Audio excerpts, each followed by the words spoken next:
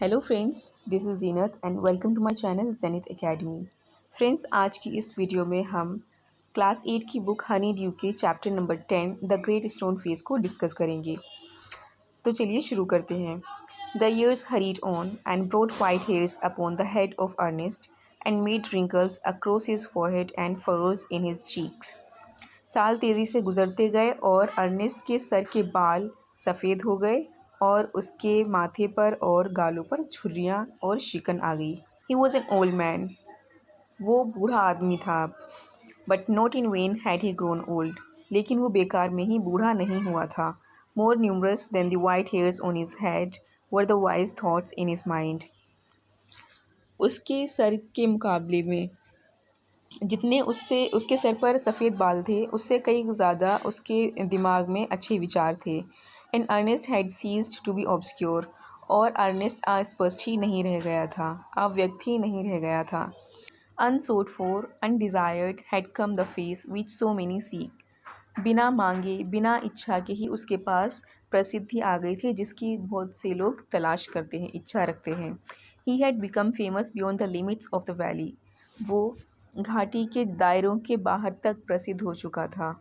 College professors and even the active men of cities came from far to see and converse with Ernest. College के professor और यहाँ तक कि शहरों के सक्रिय लोग भी दूर दराज से उसे देखने, उससे बातचीत करने आते थे। And he received them with gentle sincerity. और वो उनसे बहुत ही मिलनसारी से, बहुत ही सौम्यता से, ईमानदारी से मिलता था। And spoke freely with them of what ever came upper most और ले डीपेस्ट इन हिज हार्ट और देयर ऑन। जो कुछ भी उसके मन में आता था वो फ्री होकर एकदम ईमानदारी से अपने दिल की गहराइयों से उनसे बातें करता था, उनसे अपनी बातें बताता था, शेयर करता था। While they talked together, his face would brighten unawares and shine upon them as with a mild evening light. और जब वो बात कर रहे होते तो उसका चेहरा अनजाने में ही चमक उठता, मानो जैसे शाम की मध्यम रोशनी उसके चेहरे को चमका रही हो। While Ernest had been growing old, God had granted a new poet to this earth. जबकि अर्नेस्ट बूढ़ा हो रहा था, बुढ़ापे की तरफ बढ़ रहा था, तो ईश्वर ने एक इस धरती पर एक नया पोएट उतारा। He too was a native of the valley, but had spent the greater part of his life in distant cities. वो भी उसी घाटी का रहने वाला था, लेकिन उसने अपने जीवन का ज़्यादा हिस्सा दूर दराज के शहरों में गुजारा था। Pouring out his sweet music everywhere. अपनी मधुर संगीत को हर जगह फैला रहा था। There was the great stone face forgotten, for the poet had celebrated it in a poem. कभी भी ग्रेट स्टोन फेस को भुलाया नहीं गया, क्योंकि पोएट ने उसको अपनी एक पोएम में सेलिब्रेट किया था, मेंशन किया हुआ था। The songs of this poet found their way to Ernest. इस कवि के जो गीत थे उन्होंने अपना रास्ता अर्नेस्ट तक बना लिया था। He read them after his customary toil, seated on the bench before his cottage door. वो अपनी झोंपड़ी के दरवाजे के पास बेंच पर बैठकर अपने दिन भर के काम को ख़त्म करने के बाद उन्हें पढ़ा करता था। As he read, he lifted his eyes to the mountain. जैसे जैसे वो पढ़ता, वो अपनी आँखों को ऊपर माउंटेन की तरफ उठाता। O great stone face, he said, is not this man worthy to be your likeness? O great stone face, क्या ये आदमी तुम्हारी समरूपता के लायक नहीं है? The face seemed to smile but did not answer. Face ऐसा लगता जैसे मुस्कुरा रहा हो, लेकिन कोई जवाब नहीं देता। Now it happened that the poet, though he lived so far away, had not only heard of Ernest, but had thought much about his character and wished to meet this man whose wisdom walked hand in hand with the noble simplicity of his life. और अब ऐसा हुआ कि जो poet था, जो बहुत दूर रहता था, उसने ना सिर्फ अर्नेस्ट के बारे में सुना, लेकिन उसने उसके कैरेक्टर के बारे में, उसके चरित्र के बारे में भी काफ़ी सोचा और इच्छा ज़ाहिर की कि वो कभी ना कभी उस आदमी से ज़रूर मिलेगा जिसकी समझदारी उसकी ज़िंदगी की सादगी के साथ चलती है। One summer day therefore he arrived at Ernest door. एक दिन, एक गर्मी के दिन, इसलिए वो अर्नेस्ट के दरवाजे पर पहुंचा। Where he found the good old man holding a book in his hand. जहाँ पे उसने पाया कि वो बूढ़ा आदमी अपने हाथ में एक किताब लिए हुए खड़ा था। Which he read and then with a finger between the leaves looked lovingly at the great stone face. जिसको वो पढ़ रहा था और बीच में ही उंगली किए उसने प्यार से ग्रेट स्टोन फेस की तरफ देखा। Good evening said the poet, can you give a traveller a night's shelter. Poet ने कहा, गुड इवनिंग, क्या आप एक राहगीर को, मुसाफिर को एक रात के लिए रहने की जगह देंगे। Gladly answered Ernest and then he added. खुशी से अर्नेस्ट ने जवाब दिया और फिर उसने आगे कहा, स्माइलिंग, मुस्कुराते हुए, I think I never saw the great stone face look so hospitably at a stranger. मुझे नहीं लगता कि मैंने कभी ग्रेट स्टोन फेस को किसी अजनबी की तरफ इतने सत्कार से कभी देखा हो। The poet sat down beside him and he and Ernest talked together. Poet उसके पास ही बैठ गया और वो और अर्नेस्ट आपस में बात करने लगे। Never before had the poet talked with a man like Ernest. Poet ने कभी भी अर्नेस्ट की तरह के किसी आदमी से बात नहीं की थी। सो वाइज, इतना समझदार, एंड जेंटल, इतना सौम्य, एंड काइंड, इतना दयावान। Ernest on the other hand was moved by the living images flung out of the poet's mind. दूसरी ओर अर्नेस्ट पोएट के दिमाग से बाहर बिखरती हुई जीवन तस्वीरों से हैरान था। As Ernest listened to the poet, he imagined that the great stone face was bending forward to listen to. जैसे अर्नेस्ट पोएट की बातें सुन रहा था, उसने इमेजिन किया कि ग्रेट स्टोन फेस भी उसकी बातें सुनने के लिए झुका हुआ है। He gazed into the poet's eyes. वो पोएट की आंखों में देखने लगा। Who are you my gifted guest, he asked. उसने पूछा, मेरे प्रतिभाशाली मेहमान, तुम कौन हो। The poet laid his finger on the book that Ernest had been reading. Poet अपनी उंगली उस किताब की तरफ लेकर गया जो अर्नेस्ट पढ़ रहा था। You have read these poems, said he, you know me then, for I wrote them. उसने कहा, तुमने ये कविताएं पढ़ी हैं तो तुम मुझे जानते हो क्योंकि ये मैंने लिखी हैं। Again and again Ernest examined the poet's features. He turn towards the great stone face, then back. He shook his head and sighed. बार बार अर्नेस्ट पोएट्स की फीचर्स को, रूपरेखाओं को जांचने लगा, एग्जामिन करने लगा। वो फिर ग्रेट स्टोन फेस की तरफ मुड़ा। उसने अपना सर हिलाया और आह भरी। Why are you sad, inquired the poet. Poet ने पूछा, तुम उदास क्यों हो। Because, replied Ernest, all through life I have awaited the fulfilment of a prophecy, and when I read these poems, I hoped that it might be fulfilled in you.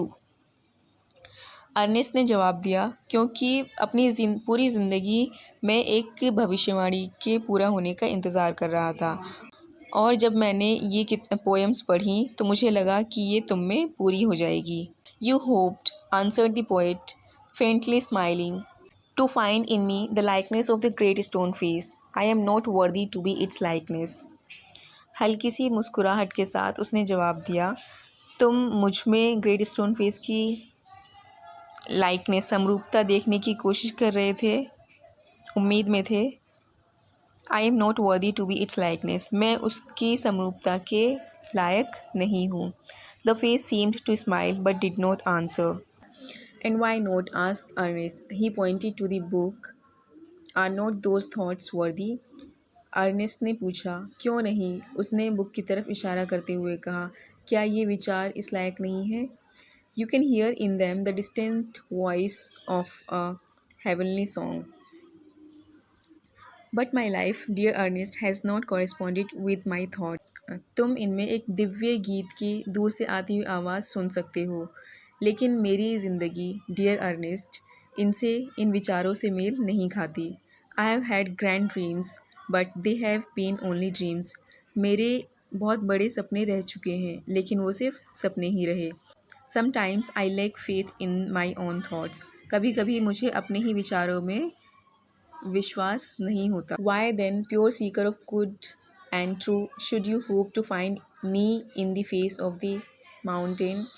तो फिर तुम सच्चाई और अच्छाई की खोज करने वाले मुझ में क्यों उस चेहरे को तलाश करते हो। The poet spoke sadly and his eyes were wet with tears, so too were those of Ernest. Poet बोलते बोलते उदास हो गया और उसकी आंखें भर आई और अर्नेस्ट की भी आंखें भर आई। At the hour of sunset as had long been his custom.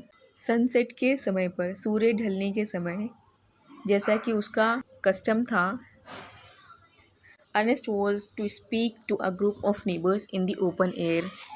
Ernest को खुली हवा में अपने पड़ोसियों के एक ग्रुप से मिलने जाना था, उनसे बात करनी थी। Together he and the poet went to the meeting place. वो और पोएट दोनों साथ में उस मीटिंग प्लेस पर गए, आर्म इन आर्म, हाथों में हाथ लिए। From there could be seen the great stone face. वहाँ से ग्रेट स्टोन फेस को देखा जा सकता था।